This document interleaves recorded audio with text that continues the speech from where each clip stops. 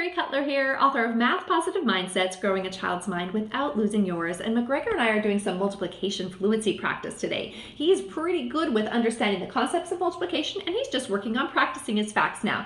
And we are working on the fours today, just reviewing them. And we're playing a game called Rio. Now, Rio is really fun because it's very flexible. All you need is some grid paper and a spinner. And we made our own spinner just with a circle with 12 different spaces, and we numbered the spaces 1 to 12. Okay, then you need some grid paper, and McGregor helped me fill in the fours all the way up to 4 times 12, all the way up to 48. Okay, 44, excuse me. 48, you better fix that. Oh, silly. There you go, you put 44 on there twice. All right, now to play the game, I'm gonna be green, and I have got 5 green markers here, and McGregor is going to be orange because that's his favorite color, if you can't tell by him. Okay, 48, thank you for clarifying.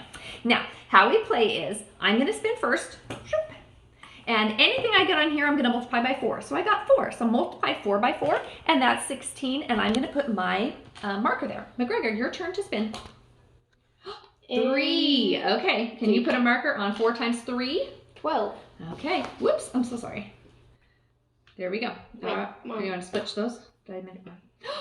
4 times 4. Oh, I already had 16.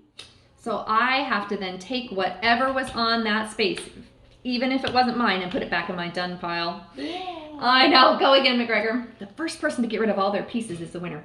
4 times 2 is? 8. All right, my turn. 4 times 1 is 4. Your turn. 4 times 2 is?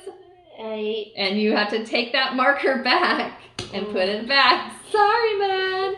And you keep playing and practicing. That's really good for practice. 4 times 5 is 20. You want Really good for practicing the fours. Now, the next time McGregor and I play, we don't have to play the fours again. Next time we play, we'll just get a different grid. We'll fill in whatever the facts are for that number we want to practice.